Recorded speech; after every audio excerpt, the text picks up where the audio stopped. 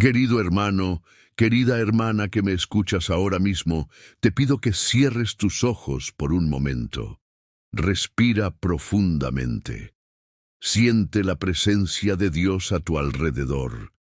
Él te ha traído aquí por una razón divina. Este no es un encuentro casual, sino un cita celestial. En este silencio sagrado pregúntate, ¿hasta cuándo seguirás cargando ese peso que aplasta tu espíritu día tras día, robándote cada gramo de entusiasmo por vivir? Y si te dijera que en las páginas más oscuras de la Biblia, en esos pasajes que pocos exploran, se esconden 12 lecciones divinas, capaces de transformar tu desesperación en un entusiasmo sobrenatural por la vida. ¿Me creerías? Estas enseñanzas han sido ocultadas de la mayoría, no porque Dios las haya escondido, sino porque pocos tienen el valor de sumergirse en las profundidades del sufrimiento bíblico para extraer las perlas de la verdadera restauración. Siento en mi espíritu que estás a punto de abandonar, que las tinieblas te han convencido de que no hay salida, que cada mañana es una lucha por encontrar razones para seguir adelante. Te hablo desde las cicatrices de mi propia alma, cuando yo también vagaba por el valle de sombra de muerte, cuando cada respiración parecía un esfuerzo inútil. Existe un poder transformador que muy pocos conocen, un poder capaz de convertir los desiertos más áridos de tu existencia en manantiales de vida abundante. Este poder no se encuentra en fórmulas mágicas ni en rituales superficiales, sino en las verdades eternas que Dios ha preservado en su palabra para este preciso momento de tu vida. La desesperanza es una prisión con puertas abiertas. Muchos permanecen cautivos simplemente porque han olvidado mirar hacia la salida. ¿Te has preguntado por qué Dios permitió que personajes bíblicos como Job, David o Jeremías experimentaran tal oscuridad? ¿Acaso no eran hombres de fe? La respuesta a esta paradoja divina cambiará para siempre tu perspectiva sobre el sufrimiento. En los próximos minutos serás testigo de cómo Dios usó mis propias tinieblas para revelarme 12 lecciones bíblicas que revitalizaron mi existencia cuando todo parecía perdido. Descubrirás cómo la aceptación de lo que no puedes cambiar se convierte en la puerta hacia un poder sobrenatural. Entenderás por qué el enfoque en lo que sí puedes controlar es la llave que abre cadenas invisibles. Experimentarás cómo la gratitud, incluso en medio del dolor más profundo, puede desatar milagros inesperados en tu vida. Te revelaré el secreto bíblico para vivir en el presente divino, liberándote de las cadenas del pasado y de la ansiedad por el futuro. Comprenderás cómo las adversidades que hoy te aplastan están siendo utilizadas por Dios para forjar en ti una fortaleza inquebrantable. Pero debo advertirte, este mensaje no es para todos. Solo aquellos que permanezcan hasta el final recibirán la revelación completa que Dios ha preparado específicamente para ti.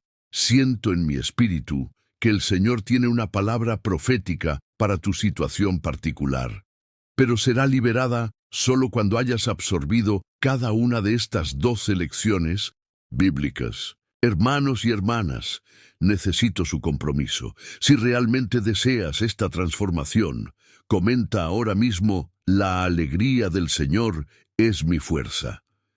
Este acto no es simple interacción, es una declaración espiritual, un pacto entre tu alma y Dios, afirmando que estás listo para recibir lo que Él tiene para ti hoy. Da me gusta a este video, no para beneficiarme a mí, sino porque al hacerlo estás permitiendo que la palabra de Dios alcance a otras almas desesperadas que, como tú, necesitan estas 12 lecciones de vida. Cada me gusta es una semilla de esperanza plantada en terreno árido. Y si aún no te has suscrito a este canal, te invito a hacerlo ahora mismo. Suscribirte no es solo recibir notificaciones, es conectarte a un flujo constante de revelaciones, divinas que Dios está usando para sostener a miles de personas en sus momentos más oscuros. Este canal se ha convertido en un refugio espiritual para muchos que, como tú, buscan respuestas en medio de la noche del alma. Muchos hermanos y hermanas utilizan este contenido como su apoyo espiritual diario, como un oasis en el desierto de la vida moderna.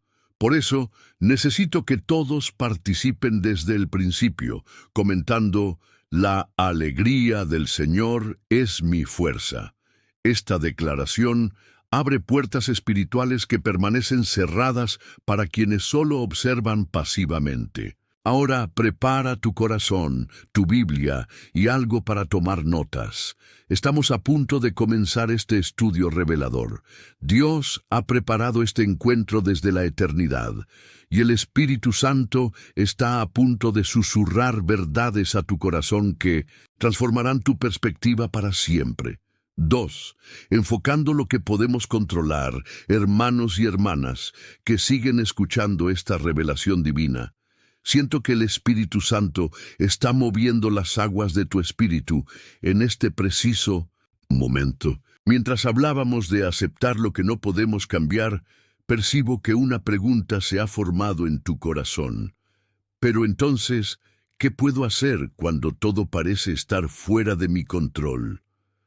Esta pregunta nos lleva directamente a nuestra segunda lección bíblica, una verdad que transformó mi existencia cuando la oscuridad parecía impenetrable. Enfocar nuestra energía y nuestro espíritu en aquello que sí podemos controlar. Todo lo puedo en Cristo que me fortalece. Filipenses 4:13. Esta escritura, tan citada pero tan poco comprendida en su profundidad, contiene una revelación que muchos pasan por alto. El apóstol Pablo no escribió estas palabras desde un trono de comodidad, sino desde las cadenas de una prisión romana. La lección no está en la fortaleza superficial, sino en identificar dónde enfocar esa fortaleza divinamente otorgada. Permíteme llevarte a un momento oscuro en la vida del rey David, un episodio que pocos ministros tienen el valor de explorar profundamente. Cuando David huía de Saúl por el desierto de En-Gedi, se encontraba en una situación aparentemente desesperada. El rey con todo su ejército lo perseguía para matarlo. Sus propios hombres comenzaban a dudar, y el futuro que Dios le había prometido parecía una cruel ilusión. En 1 Samuel 24 encontramos a David escondido en una cueva. Por divina providencia, Saúl entra solo a esa misma cueva para cubrir sus pies. Los hombres de David le susurran entusiasmados: «Esta es tu oportunidad. Dios ha entregado a tu enemigo en tus manos». Pero David, en la penumbra de esa cueva, nos enseña una de las lecciones más profundas sobre el control espiritual. David no podía controlar que Saúl lo persiguiera. No podía controlar las circunstancias que lo habían llevado a vivir como fugitivo. No podía controlar las opiniones de quienes lo rodeaban. Pero había algo que sí podía controlar: sus propias acciones, su respuesta ante la tentación, su fidelidad a los principios divinos, aun cuando nadie miraba. «No tocaré al ungido de Jehová», declaró, y solo cortó la orilla del manto de Saúl. Incluso ese pequeño acto después le remordió la conciencia. ¿Comprendes la profundidad de esta enseñanza? En tu momento más oscuro, cuando la injusticia te persigue, cuando la tentación de tomar el control mediante métodos que contradicen los principios divinos se presenta como una solución lógica, es ahí donde tu verdadero poder espiritual se manifiesta. Hermano, hermana que me escuchas, puedo sentir que estás luchando con situaciones injustas, personas que te han herido, circunstancias que parecen conspirar contra ti, puertas que se cierran sin explicación. No puedes controlar ninguna de esas cosas, pero puedes controlar tu respuesta interior, tus pensamientos, tus palabras, tus acciones. Este es el poder transformador que pocos descubren. El profeta Daniel nos ofrece otra ilustración poderosa de este principio. Llevado cautivo a Babilonia, separado de su tierra, su familia y su templo, Daniel no podía controlar el decreto del rey que lo obligaba a comer alimentos impuros. Pero en Daniel 1:8 leemos: Daniel propuso en su corazón no contaminarse. Observa cuidadosamente estas palabras. Propuso en su corazón. Este es el territorio de tu verdadero control, el santuario interno donde ni el más poderoso de tus enemigos puede entrar sin tu permisión. ¿Sabes por qué tantos creyentes viven derrotados a pesar de conocer las promesas divinas? Porque enfatizan lo que no pueden controlar e ignoran lo que sí está bajo su dominio. Gastan energía preciosa lamentándose por las circunstancias, culpando a otros, cuestionando a Dios, cuando la llave de su libertad está en enfocar su atención en aquello que sí pueden determinar. Cuando perdí mi trabajo después de 15 años de servicio fiel, cuando mi cuenta bancaria se vació, cuando las puertas parecían cerrarse una tras otra, descubrí esta verdad liberadora. No podía controlar las decisiones corporativas, la economía global, ni los prejuicios de potenciales empleadores, pero podía controlar mi actitud, mi disciplina para buscar nuevas oportunidades, mi disposición para reinventarme y, sobre todo, mi práctica espiritual diaria. El apóstol Pablo nos da otra clave en 2 Corintios 10:5, cuando habla de llevar cautivo todo pensamiento a la obediencia a Cristo. Este es un campo de batalla donde tienes autoridad absoluta. Nadie puede obligarte a albergar pensamientos de derrota, de amargura, de autocompasión. Este es tu dominio soberano. Te hablo ahora directamente a ti, que has permitido que tus pensamientos te arrastren a un torbellino de negatividad. Es tiempo de ejercer tu autoridad espiritual. Como Nehemías, que en medio de la burla, la oposición y la amenaza, declaró: Yo hago una gran obra y no puedo descender. Nehemías 6:3. Él entendió que su enfoque mental era un territorio bajo su control. En este preciso momento, siento que el Espíritu Santo está revelando áreas específicas donde has cedido tu poder de elección, quizás en tus conversaciones, donde has permitido que la queja sustituya a la gratitud. Tal vez en tus relaciones, donde has reaccionado según patrones antiguos, en lugar de responder con la sabiduría divina. O posiblemente en tu tiempo devocional, donde has permitido que la distracción te robe la intimidad con Dios. Recuerda las palabras reveladoras de Proverbios 16:32. Mejor es el que tarda en airarse que el fuerte, y el que domina su espíritu que el que toma una ciudad. El autocontrol es un fruto del espíritu que libera un poder transformador en tu vida, permitiéndote encontrar entusiasmo incluso en las circunstancias más desafiantes. Antes de pasar a nuestra siguiente lección, te pido que escribas ahora mismo en los comentarios: la alegría del Señor es mi fuerza. Al hacerlo, estás declarando que has recibido esta revelación y que estás listo para enfocar tu energía en lo que sí puedes controlar, liberándote de la frustración de intentar cambiar lo que está fuera de tu alcance. El camino hacia el entusiasmo por la vida comienza cuando rediriges tu atención. Y esto nos conduce naturalmente a nuestra siguiente lección bíblica, que te mostrará cómo la práctica diaria de un hábito específico puede revolucionar tu perspectiva, incluso en los momentos más oscuros. 3. Practicando la gratitud. En medio del desierto, como mencioné al final del punto anterior, existe un hábito específico que puede revolucionar tu perspectiva incluso en los momentos más oscuros. Este hábito divino esta disciplina espiritual que cambió radicalmente mi manera de enfrentar las tinieblas, es la práctica deliberada y consciente de la gratitud, especialmente cuando nos encontramos en el desierto. En todo dad gracias, porque esta es la voluntad de Dios en Cristo Jesús para con vosotros. Mira Tesalonicenses 5:18. Estas palabras del apóstol Pablo contienen una sabiduría que trasciende nuestra comprensión natural. Observa cuidadosamente, no dice por todo dad gracias, sino en todo dad gracias. La diferencia es abismal y contiene la clave de tu liberación emocional y espiritual. Quiero llevarte ahora a un pasaje poco explorado de las Escrituras, al libro de Habacuc. Este profeta vivió en tiempos de gran devastación para Israel. La nación babilónica estaba a punto de invadir su tierra, traer destrucción y llevarse a su pueblo al cautiverio. En este contexto aterrador, Habacuc comienza cuestionando a Dios.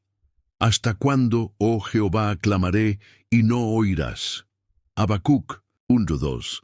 Te identificas con esta pregunta. ¿Has clamado noches enteras sin sentir respuesta?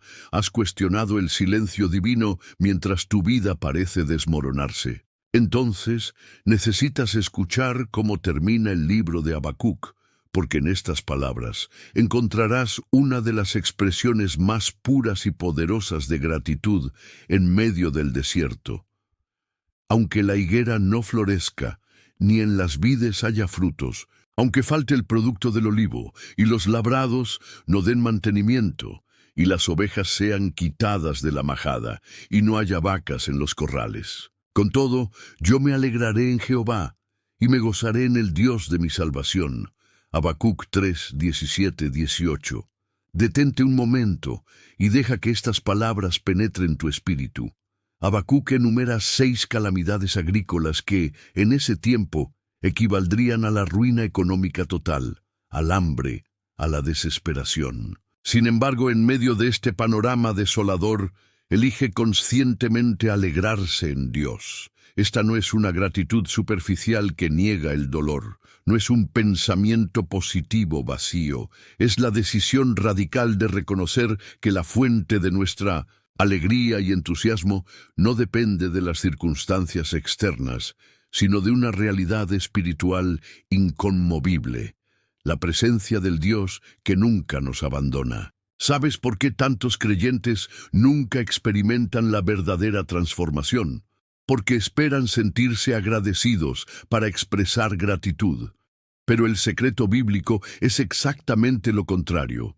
Expresamos gratitud como un acto de fe. Y los sentimientos eventualmente siguen a la obediencia.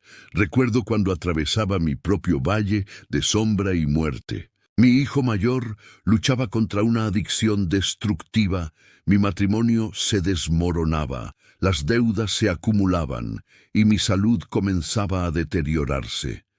Una noche, de rodillas junto a mi cama, con el rostro empapado en lágrimas, comencé a enumerar las cosas por las que podía estar agradecido: el aire en mis pulmones, la capacidad de sentir dolor, lo que significaba que seguía vivo, las estrellas visibles a través de mi ventana, el recuerdo de tiempos mejores, la promesa de la presencia divina. Esta práctica, inicialmente forzada, este ejercicio de obediencia cuando mis emociones gritaban lo contrario, comenzó a producir un cambio imperceptible en mi interior.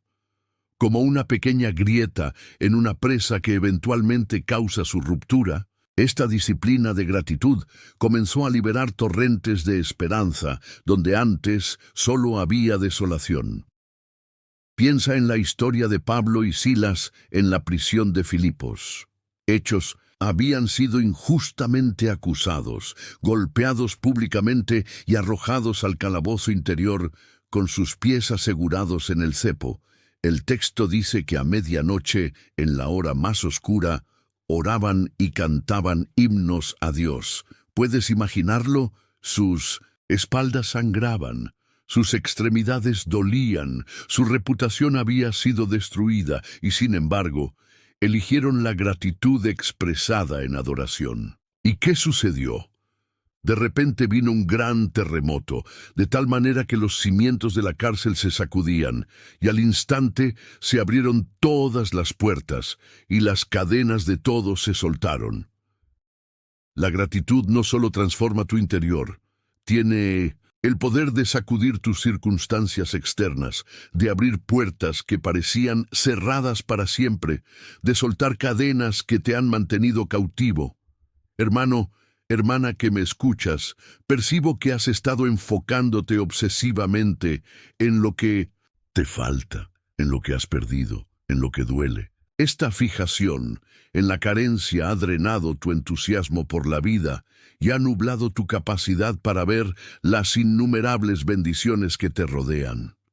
La reina Esther enfrentó un momento crítico cuando su pueblo estaba a punto de ser exterminado. En lugar de sucumbir al miedo, su tío Mardoqueo le recordó: «¿Y quién sabe si para esta hora has llegado al reino?»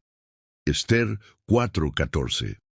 Esta perspectiva transformadora le permitió ver su difícil situación no como una desgracia, sino como una oportunidad divinamente orquestada. Tu desierto actual no es un error divino, es un escenario preparado para que descubras un nivel de intimidad con Dios que nunca habrías conocido en la comodidad. Como el maná que solo aparecía en el desierto, hay revelaciones divinas que solo encontrarás en tus momentos de escasez y dificultad. Quiero proponerte un ejercicio revolucionario. Comienza cada día enumerando al menos 10 bendiciones específicas por las que estás agradecido. No generalidades como mi familia o mi salud, sino detalles concretos. La sonrisa de mi hijo esta mañana, la capacidad de respirar sin dolor, el amigo que me envió un mensaje inesperado. Hazlo por escrito, especialmente en los días cuando menos lo sientes. El rey David, en uno de sus momentos más oscuros, escribió: «Bendeciré a Jehová en todo tiempo, su alabanza estará de continuo en mi boca». Salmo 34:1. Observa que este salmo fue escrito cuando David fingía estar loco ante el rey Abimelech para salvar su vida. En circunstancias humillantes y peligrosas, eligió la gratitud como su respuesta. Estás a punto de descubrir que la gratitud no es solo una respuesta a las bendiciones recibidas, es un canal para atraer nuevas bendiciones a tu vida. Como un imán espiritual, la gratitud atrae la provisión divina hacia las áreas de tu necesidad. Antes de continuar con nuestra siguiente lección, te invito a que escribas ahora mismo en los comentarios: «La alegría del Señor es mi fuerza», declarando que has comprendido el poder transformador de la gratitud en medio del desierto y que estás dispuesto a practicarla como un acto de obediencia y fe. Este hábito de gratitud nos permite vivir plenamente en el presente, liberándonos de las cadenas del pasado y de la ansiedad por el futuro. Y precisamente esta libertad para experimentar el momento presente nos lleva a nuestra siguiente lección bíblica, una enseñanza revolucionaria que Jesús mismo enfatizó como esencial para recobrar el entusiasmo por la vida. 4. Viviendo en 1900. El presente divino.en. Hermanos y hermanas, que seguís este mensaje de restauración, como mencioné al final de nuestra enseñanza anterior, la gratitud nos permite experimentar plenamente el momento presente. Y es precisamente en este punto donde encontramos una de las enseñanzas más profundas que Jesús nos dejó, una lección que revolucionó mi existencia cuando todo a mi alrededor parecía desmoronarse. Por tanto, no os afanéis por el día de mañana, porque el mañana traerá su afán. Basta a cada día su propio mal. Mateo 6:34. Estas palabras del Maestro contienen una sabiduría celestial que pocos han logrado comprender en su totalidad. Observa que Jesús no dice que el mañana no importa. nos advierte contra el afán, esa preocupación ansiosa que drena nuestra energía espiritual y nos roba el gozo del presente. Quiero llevarte a un momento revelador en la vida de María, la hermana de Marta. En Lucas 10, 38-42, encontramos a Jesús visitando su hogar. Mientras Marta se afanaba con muchos quehaceres, preocupada por servir adecuadamente, María se sentó a los pies de Jesús para escuchar su palabra. Cuando Marta se quejó, la respuesta de Jesús fue contundente. Marta, Marta, afanada y turbada estás con muchas cosas, pero solo una cosa es necesaria, y María ha escogido la buena parte, la cual no le será quitada. Esta historia no trata simplemente de dos hermanas con personalidades diferentes. Es una enseñanza profunda sobre la importancia de reconocer y habitar el momento presente. Marta estaba físicamente con Jesús, pero su mente vagaba entre el pasado, debería haber preparado antes, y el futuro. ¿Qué pensarán de mi servicio? María, en cambio, comprendió que tenía un tesoro incomparable frente a ella en 1900, ese preciso momento, la presencia viva del Maestro. ¿Cuántas bendiciones, revelaciones y milagros has perdido porque tu mente estaba atrapada entre los remordimientos del pasado y las ansiedades del futuro? El presente es el único punto en el tiempo donde podemos experimentar realmente la presencia de Dios, donde el poder divino puede manifestarse en nuestra realidad. Reflexionemos sobre el maná en el desierto, una poderosa ilustración bíblica de esta verdad. Éxodo 16 nos cuenta que los israelitas debían recoger cada día la porción exacta para ese día. Si intentaban acumular para el día siguiente, el maná se corrompía y criaba gusanos. La única excepción era el sexto día, cuando recogían doble porción para tener para el sábado. Esta no era simplemente una lección de logística alimentaria, sino una enseñanza espiritual profunda sobre vivir en el presente divino. Dios estaba educando a su pueblo. Confía en mi provisión para hoy. No te afanes por el mañana. Mi fidelidad se renueva cada mañana.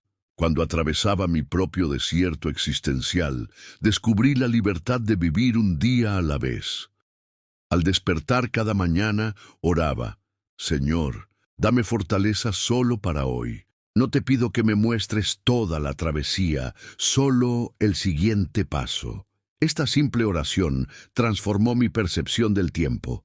Los días que antes parecían interminables comenzaron a revelar pequeños tesoros de gracia que había pasado por alto en mi afán por escapar del presente. El rey David, ese guerrero poeta que conoció tanto las cumbres del éxito como los valles de la desesperación, escribió, «Este es el día que hizo Jehová, nos gozaremos y alegraremos en él». Salmo 118, 24. Observa cuidadosamente. No dice «nos gozaremos mañana» ni «nos alegramos ayer», sino «hoy», en este preciso momento. David entendió que cada día es un microcosmos de la eternidad, una pequeña ventana donde podemos experimentar la realidad divina en nuestra existencia temporal. Hermano, hermana que me escuchas, percibo que has estado viviendo en un tiempo que no existe. Quizás tu mente habita constantemente en un pasado doloroso, reviviendo traumas, errores, pérdidas, oportunidades desperdiciadas. O tal vez te has proyectado perpetuamente hacia un futuro temeroso, imaginando escenarios catastróficos, anticipando fracasos, construyendo temores sobre cimientos de arena. El profeta Isaías nos transmite este mensaje divino. No os acordéis de las cosas pasadas, ni traigáis a memoria las cosas antiguas. He aquí que yo hago cosa nueva, pronto saldrá a luz, no la conoceréis. Otra vez abriré camino en el desierto y ríos en la soledad. Isaías 43, 18, 19. Observa la paradoja divina. Para percibir la cosa nueva que Dios está haciendo ahora, debemos soltar tanto el pasado como nuestra ansiedad por el futuro. Jesús enseñó esta verdad de manera aún más radical cuando dijo: «Si alguno quiere venir en pos de mí, niéguese a sí mismo, tome su cruz cada día y sígame». Lucas 9:23. Fíjate en esas dos palabras cruciales. Cada día. No dice, tome su cruz una vez en la vida, ni planifique cómo cargará su cruz en el futuro. Es una invitación a un compromiso diario, a una presencia consciente en el momento actual. Esta enseñanza se alinea perfectamente con las palabras de Santiago. Vamos ahora. Los que decís, hoy y mañana iremos a tal ciudad, y estaremos allá un año, y traficaremos y ganaremos, cuando no sabéis lo que será mañana, porque ¿qué es vuestra vida? Ciertamente es neblina que se aparece por un poco de tiempo, y luego se desvanece. Santiago 4:13-14. Esta no es una exhortación al fatalismo, sino un llamado a la humildad y a la conciencia plena del presente. El apóstol Pablo experimentó esta verdad de manera personal. En 2 Corintios 12 nos habla de su aguijón en la carne, una aflicción persistente que le atormentaba. Cuando suplicó 3 veces que le fuera quitado, recibió esta respuesta divina: «Bástate mi gracia, porque mi poder se perfecciona en la debilidad». Observa cuidadosamente. No dice, «Te bastará mi gracia mañana», ni «Mi poder se perfeccionó en tus debilidades pasadas». Es una promesa para el presente continuo, para el ahora eterno, donde Dios siempre opera.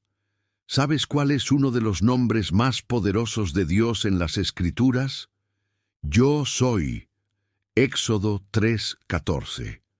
No yo era ni yo seré, sino yo soy, el Dios eternamente presente. Cuando aprendemos a habitar en el presente con plena conciencia, nos alineamos con la naturaleza misma de Dios, quien existe en un eterno ahora.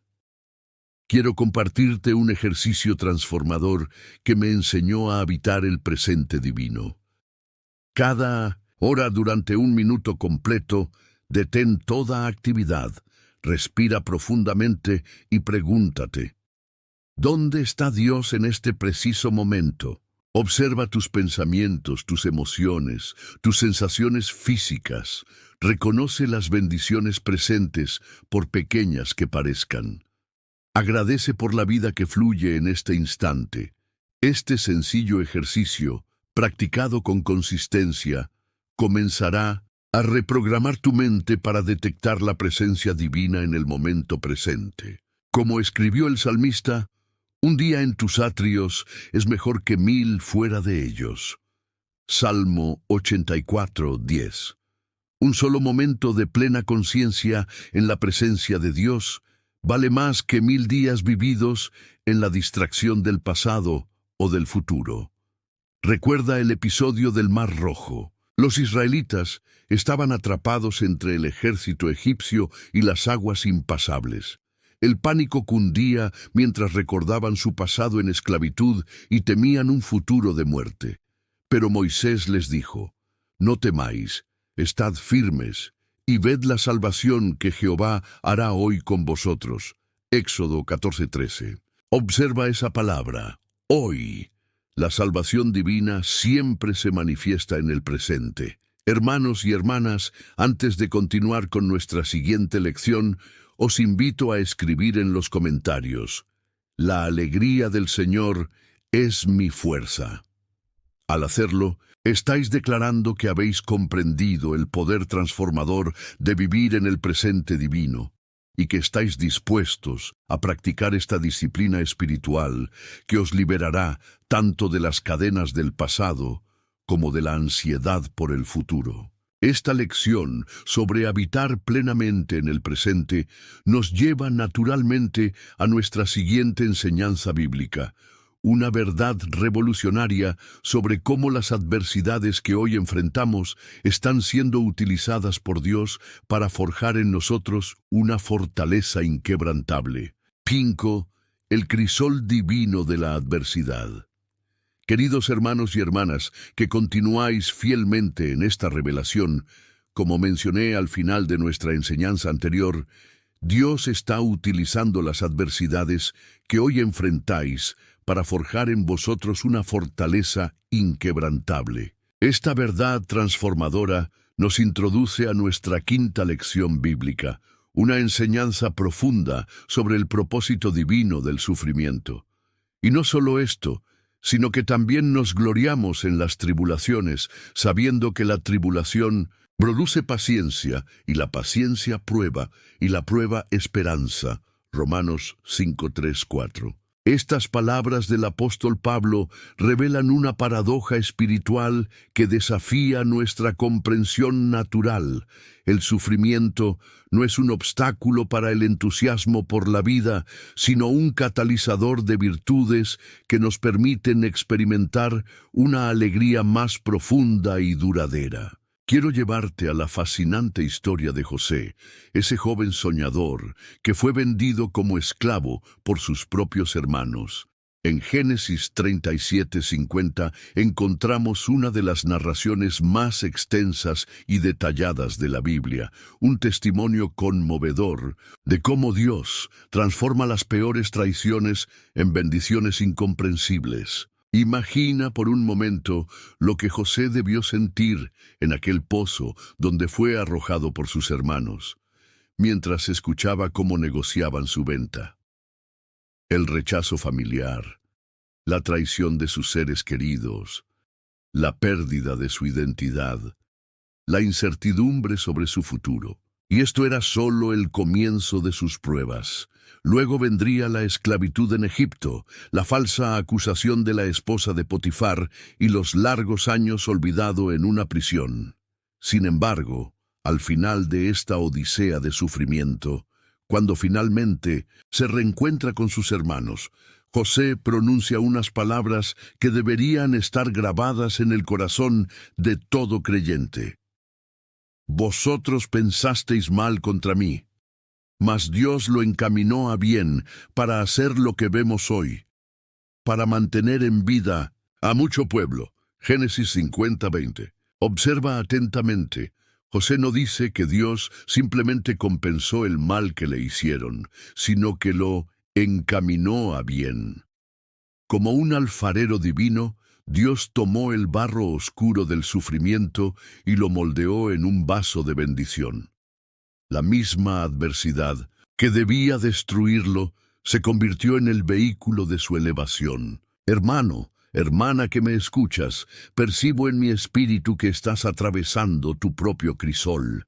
Quizás sea una enfermedad que parece no tener fin, una relación que se ha convertido en fuente de dolor, un fracaso profesional que ha puesto en duda tu identidad, o una pérdida que ha dejado un vacío aparentemente imposible de llenar. Te hablo como alguien que ha pasado por el fuego purificador. Tus lágrimas no caen en vano, como escribió el salmista. Los que sembraron con lágrimas, con regocijo segarán. Irá andando y llorando el que lleva la preciosa semilla, mas volverá a venir con regocijo, trayendo sus gavillas. Salmo 126:5-6. Tus lágrimas actuales son semillas de alegría futura, pero solo si comprendes el propósito divino del sufrimiento.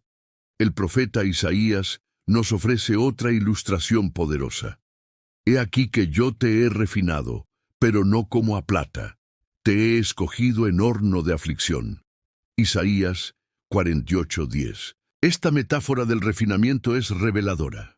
El orfebre no arroja el metal precioso al fuego para destruirlo, sino para purificarlo, para separar el oro de las impurezas que disminuyen su valor. En mi propio camino de fe hubo un momento en que todo lo que había construido se derrumbó. Mi ministerio, mi matrimonio, mis finanzas, mi reputación, todo parecía perdido. Durante meses clamé a Dios en la oscuridad sin sentir respuesta. Fue entonces cuando descubrí esta verdad revolucionaria. Dios no estaba castigándome, estaba refinándome. El libro de Job nos presenta el caso más extremo de sufrimiento injusto. Este hombre recto perdió sus posesiones, sus hijos, su salud y el apoyo de su esposa en rápida sucesión. Sus amigos, lejos de consolarlo, insistían en que debía haber pecado para merecer tal castigo. Sin embargo, al final de esta historia desgarradora, Job declara: «De oídas te había oído, mas ahora mis ojos te ven». Job 42:5. ¿Comprendes la profundidad de esta declaración? Antes de su sufrimiento, Job conocía a Dios de segunda mano, a través de tradiciones y enseñanzas. Después de su agonía, lo conoció por experiencia directa.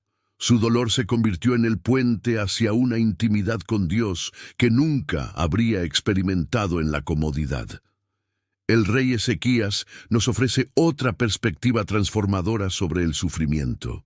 Cuando enfermó de muerte y luego fue sanado milagrosamente, escribió: «He aquí, amargura grande me sobrevino en la paz, mas a ti agradó librar mi vida del hoyo de corrupción, porque echaste tras tus espaldas todos mis pecados. He aquí, convertiste mi amargura en bienestar, tú, que libraste mi vida del sepulcro». Isaías 38:17, 38:16. Observa esa frase extraordinaria: «Convertiste mi amargura en bienestar». No dice que Dios simplemente eliminó su amargura o la compensó con bienestar futuro, sino que transformó la amargura misma en bienestar. Como un químico divino, Dios puede transmutar nuestro sufrimiento en gozo sin desperdicio alguno. El apóstol Pedro añade otra dimensión a esta verdad cuando escribe: «Amados, no os sorprendáis del fuego de prueba que os ha sobrevenido, como si alguna cosa extraña os aconteciese, sino gozaos por cuanto sois participantes de los padecimientos de Cristo, para que también en la revelación de su gloria os gocéis con gran alegría». Primera Pedro 4:12-13. Esta perspectiva revolucionaria nos muestra que nuestro sufrimiento no solo tiene propósito para nosotros, sino que nos conecta misteriosamente con los padecimientos de Cristo. Cuando sufrimos con fe, nuestro dolor se convierte en comunión con el Redentor, en participación de su obra salvífica. Naomi, aquella mujer que perdió a su esposo y sus 2 hijos en tierra extranjera, regresó a su pueblo diciendo: «No me llaméis Naomi, que significa placentera, sino llamadme Mara, que significa amarga, porque en grande amargura me ha puesto el Todopoderoso». Ruth 1:20. Sin embargo, esta historia de amargura se transformó en una de las más bellas historias de redención cuando su nuera Ruth se casó con Booz y dio a luz a Obed, abuelo del rey David y antepasado directo de Jesucristo. ¿Quién podría haber imaginado que la tragedia de Naomi era en realidad un eslabón crucial en la cadena genealógica que llevaría al nacimiento del Mesías? De la misma manera, lo que hoy parece una tragedia sin sentido en tu vida puede ser una pieza fundamental en el plan divino que solo comprenderás en retrospectiva. El profeta Jeremías nos ofrece una metáfora iluminadora cuando Dios lo envía a la casa del alfarero, y la vasija de barro que él hacía se echó a perder en su mano, y volvió y la hizo otra vasija, según le pareció mejor hacerla. Jeremías 18:4. Este pasaje revela que cuando algo se rompe en nuestras vidas, Dios no lo descarta, sino que lo remodela en algo nuevo y posiblemente más hermoso que el diseño original. Hermanos y hermanas, cuando atravesamos el valle de sombra de muerte, nuestra tendencia natural es preguntar: ¿por qué me está pasando esto? Pero la pregunta transformadora es: ¿para qué me está pasando esto? El sufrimiento nunca es el final de la historia para el Hijo de Dios. es siempre un capítulo en una narración de redención. Cuando el apóstol Pablo suplicó 3 veces que le fuera quitado su aguijón en la carne, recibió esta respuesta divina: «Bástate mi gracia, porque mi poder se perfecciona en la debilidad». 2 Corintios 12:9. Este principio paradójico revela que nuestras debilidades, nuestros sufrimientos, nuestras limitaciones son precisamente los espacios donde el poder divino puede manifestarse más plenamente. ¿Has considerado que tu adversidad actual puede ser el escenario donde Dios quiere mostrar su gloria de manera única? Como le dijo Jesús a sus discípulos ante el ciego de nacimiento: «No es que pecó ni sus padres, sino para que las obras de Dios se manifiesten en él». Juan 9:3. Tu sufrimiento no es un castigo divino ni un accidente cósmico. Es un crisol donde Dios está forjando un testimonio que impactará a generaciones. Como el águila que perturba su nido para enseñar a sus polluelos a volar, Deuteronomio 32:11, Dios a veces perturba nuestra comodidad para elevarnos a alturas de fe que nunca habríamos alcanzado por nosotros mismos. Antes de continuar con nuestra siguiente lección, te invito a que escribas ahora mismo en los comentarios: «La alegría del Señor es mi fuerza», declarando que has comprendido el propósito divino de tus pruebas actuales y que estás dispuesto a ver tu sufrimiento no como un obstáculo, sino como un catalizador para un entusiasmo por la vida más profundo y auténtico. Esta comprensión del propósito redentor del sufrimiento nos lleva naturalmente a nuestra siguiente lección bíblica, una enseñanza transformadora sobre cómo la comunidad de fe que nos rodea se convierte en un pilar fundamental para sostener y multiplicar nuestro entusiasmo por la vida. 6. El poder transformador de la comunidad de fe. Hermanos y hermanas que continuáis fielmente en este camino de restauración, como mencioné al final de nuestra enseñanza anterior, existe un pilar fundamental que Dios ha establecido para sostener y multiplicar nuestro entusiasmo por la vida: la comunidad de fe que nos rodea. Mejores son 2 que 1, porque tienen mejor paga de su trabajo. Porque si cayeren, el uno levantará a su compañero, pero ay del solo, que cuando cayere, no habrá segundo que lo levante. Eclesiastés 4:9-10. Estas palabras de Salomón, el hombre más sabio que jamás vivió, revelan un principio divino que muchos cristianos modernos han olvidado en su camino hacia la restauración. No fuimos creados para caminar solos. Quiero llevarte al poderoso relato de los 4 amigos del paralítico en Marcos 2:1-12. Cuando Jesús estaba enseñando en una casa tan llena que no cabía ni una persona más, estos hombres determinados llevaron a su amigo enfermo hasta el techo, lo destecharon y bajaron al paralítico en su camilla justo frente a Jesús. El texto dice: «Al ver Jesús la fe de ellos, dijo al paralítico: Hijo, tus pecados te son perdonados». Observa cuidadosamente: al ver Jesús la fe de ellos. No fue la fe individual del paralítico lo que provocó el milagro, sino la fe colectiva, manifestada en acción concreta. ¿Comprendes la profundidad de esta enseñanza? Hay momentos en nuestra vida cuando nuestra propia fe flaquea, cuando no tenemos fuerzas ni siquiera para orar, cuando la desesperanza parece habernos consumido por completo.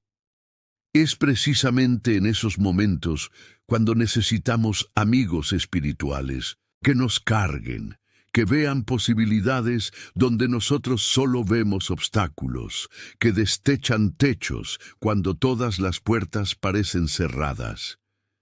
Recuerdo cuando atravesaba el valle más oscuro de mi vida. Mi hijo había sido diagnosticado con una enfermedad terminal.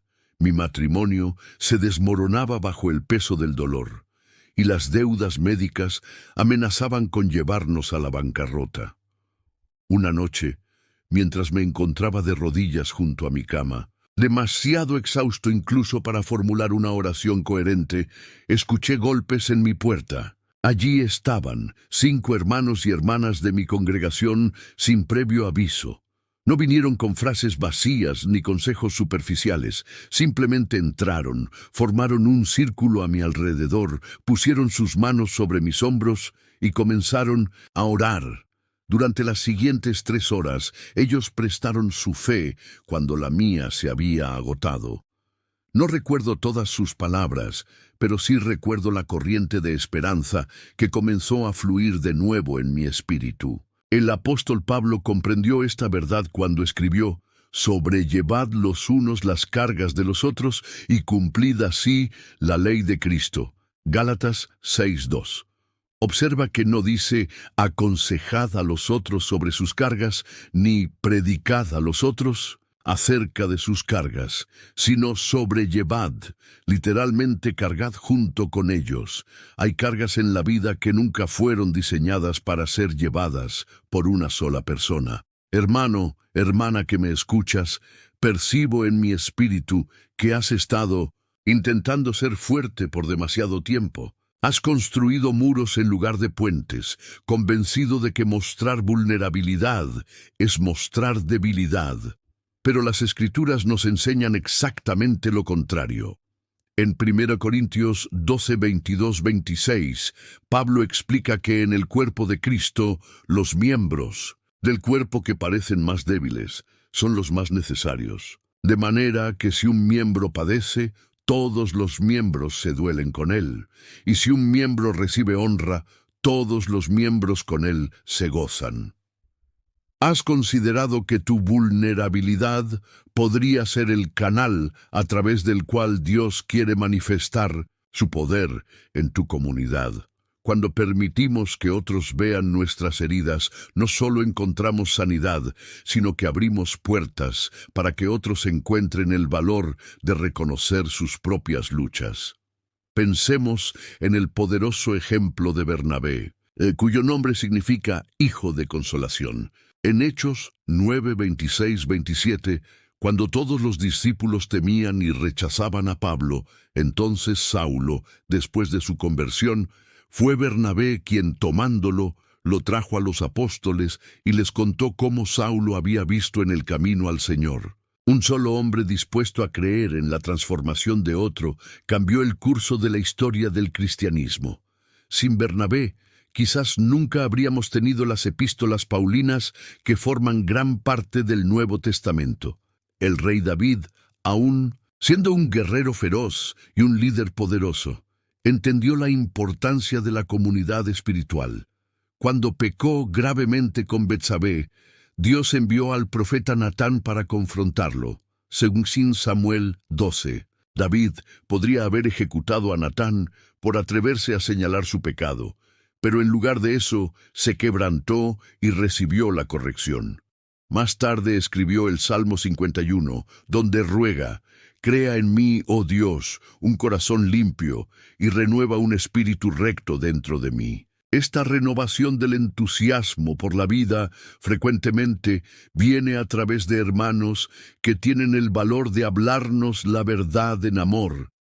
El libro de Hebreos nos da un mandato directo: considerémonos unos a otros para estimularnos al amor y a las buenas obras, no dejando de congregarnos, como algunos tienen por costumbre, sino exhortándonos, y tanto más, cuanto veis que aquel día se acerca. Hebreos 10, 24, 25. Observa el propósito de reunirnos para estimularnos, literalmente en el griego original, para provocarnos al amor y a las buenas obras. Una comunidad auténtica no es un lugar donde simplemente nos sentimos cómodos, sino donde somos constantemente desafiados a crecer.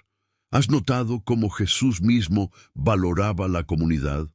Aunque era el Hijo de Dios y podría haber realizado su ministerio en solitario, eligió llamar a 12 discípulos para que estuvieran con él. En los momentos más vulnerables de su vida terrenal, como en el huerto de Getsemaní, buscó la compañía de sus amigos más cercanos. Mi alma está muy triste, hasta la muerte, y quedaos aquí, y velad conmigo. Mateo 26:38. Si el Mesías, en su humanidad, necesitaba compañía en su momento de angustia, ¿cuánto más nosotros? Cuando Moisés lideraba la batalla contra los amalecitas, Éxodo 17:8-13, mantenía sus brazos levantados para asegurar la victoria de Israel. Pero llegó un momento en que sus brazos se cansaron. Fue entonces cuando Aarón y Hur se colocaron a cada lado y sostuvieron sus brazos. Esta poderosa imagen ilustra cómo cada uno de nosotros, incluso los líderes más fuertes, necesitamos personas que nos sostengan cuando nuestras fuerzas flaquean. En mi propio ministerio hubo un período donde la crítica y la oposición me habían llevado al borde de la renuncia. Una noche recibí una llamada de un pastor anciano que nunca había mostrado particular interés en mí. El Señor me despertó a las 3 de la mañana para decirme que debo orar por ti. Me dijo, no sé lo que estás enfrentando, pero Él me mostró que necesitas saber que no estás solo. Esas palabras y la oración que siguió fueron como agua en el desierto para mi alma sedienta. Hermanos y hermanas, una de las estrategias más efectivas del enemigo es aislarnos. Como un león que separa a la gacela del rebaño, Satanás busca alejarnos de nuestra comunidad de fe precisamente cuando más la necesitamos. En 1 Pedro 5, 8, 9 se nos advierte: vuestro adversario el diablo, como león rugiente, anda alrededor, buscando a quien devorar, al cual resistid firmes en la fe, sabiendo que los mismos padecimientos se van cumpliendo en vuestros hermanos en todo el mundo. Observa la última parte de este versículo. Conocer que otros hermanos están pasando por pruebas similares nos fortalece. Hay un consuelo profundo en saber que no somos los únicos, que nuestras luchas no son únicas, que otros han atravesado el mismo valle y han encontrado la salida. El libro de Proverbios lo expresa con sencillez y profundidad. Hierro con hierro se aguza, así el hombre aguza el rostro de su amigo. Proverbios 27:17. De la misma manera que un cuchillo necesita otro objeto duro para afilarse, nuestro carácter, nuestra fe y nuestro entusiasmo por la vida se fortalecen a través del roce, a veces incómodo, con otros creyentes. Ruth y Noemí nos ofrecen otro ejemplo conmovedor de cómo la comunidad sustenta el entusiasmo por la vida en tiempos oscuros. Cuando Noemí, habiendo perdido a su esposo y sus 2 hijos, decidió regresar a su tierra natal, le dijo a sus nueras que regresaran a sus hogares. Orfa se fue, pero Ruth respondió con unas de las palabras más hermosas de la Escritura. No me ruegues que te deje y me aparte de ti, porque a donde quiera que tú fueres, iré yo, y donde quiera que vivieres, viviré. Tu pueblo será mi pueblo, y tu Dios mi Dios. Ruth 1:16. Este compromiso inquebrantable entre 2 mujeres que habían perdido todo excepto su fe y su relación mutua se convirtió en el fundamento de una nueva vida y eventualmente en un eslabón crucial en la línea genealógica del Mesías. Antes de continuar con nuestra siguiente lección, te invito a que escribas ahora mismo en los comentarios: la alegría del Señor es mi fuerza, declarando que has comprendido el poder transformador de la comunidad de fe y que estás dispuesto a derribar los muros del aislamiento que han estado sofocando tu entusiasmo por la vida. Esta comprensión de la importancia de la comunidad en nuestro camino de restauración nos conduce naturalmente a nuestra siguiente lección bíblica. Una enseñanza revolucionaria sobre cómo el servicio a los demás se convierte paradójicamente en una fuente inagotable de entusiasmo y propósito para nuestras propias vidas. La última clave para el verdadero entusiasmo por la vida. Si has llegado hasta aquí, es porque Dios ha hablado a tu corazón. No dejes que esta palabra se apague. Suscríbete al canal y sigue recibiendo mensajes que fortalecerán tu fe. Escribe en los comentarios: Dios está renovando mi entusiasmo por la vida, y quédate unos minutos en oración, dejando que la presencia del Señor llene tu alma. Dios te bendiga.